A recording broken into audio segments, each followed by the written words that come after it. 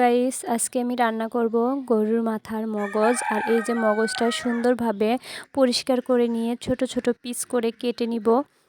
এভাবে আমি ছোট ছোট পিস করে কেটে নিয়েছি। আর এখানে অনেকগুলো পেঁয়াজ কুচি করে নিয়েছি। আর এই যে পেঁয়াজ কুচিগুলো আমি এখন তেলের উপরে দিয়ে দিব। আর মগজটা কিন্তু বেশি ছোট করা যাবে না, কারণ নরম, এটা গলে যেতে পারে।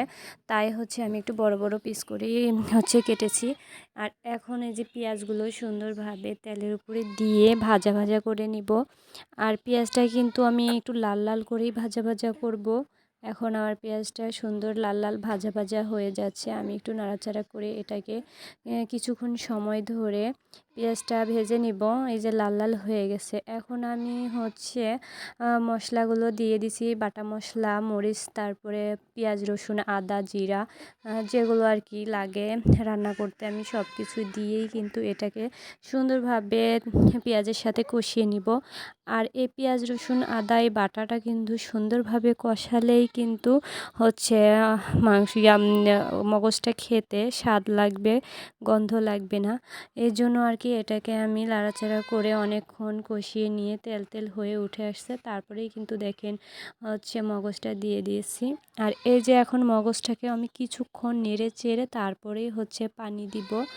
আর এটা পানি দিয়ে আমি সিদ্ধ করে নিব। আমার নাড়াচাড়া করা হয়ে কিছুক্ষণ কষানো হয়ে গেছে। এখন আমি এর ভিতরে পানি দিয়ে দিব। পানিটা পরিমাণ মতো, যতটুকু আর কি লাগে সিদ্ধ হতে শুধু। আর এটাতে ঝোল রাখা যাবে না, কারণ মগজে ঝোল রাখলে কিন্তু ভালো লাগবে না। আসলে আমি রান্নাটা কিন্তু কাউকে শেখানোর জন্য দেখাই নাই, আমি শুধু কিভাবে রান্না করছি আজকের এই মগজটা, শুধু সেই রেসিপিটাই আপনাদের সাথে শেয়ার করছি। আর এই যে আমার মগজটা এখানে প্রায় রান্না হয়ে আসছে, বলক উঠে গেছে, সিদ্ধও হয়ে গেছে, দেখতে পাচ্ছেন। আর এই যে আমার রান্নাটা কিন্তু প্রায় শেষ, আমি এখন নামাবো। আর খুব সুন্দর দেখতেও হয়েছে, কালারটা কিন্তু অসাধারণ। আর এই যে দেখেন, আমি কিছুক্ষণ পর পরই নেড়ে দিছিলাম যেন এটা লেগে না যায়। তো আমার রান্নাটা কিন্তু শেষ হয়ে গেছে, আমি এখন নামিয়ে নিব। তো এই যে দেখেন আমার মগজটা রান্না কতটা সুন্দর হয়েছে, দেখতে পাচ্ছেন, লোভনীয় হয়েছে, খেতে কিন্তু অনেক স্বাদ হয়েছে। তো আজকের ভিডিও এই পর্যন্তই। সবাই ভালো থাকবেন। আল্লাহ হাফেজ।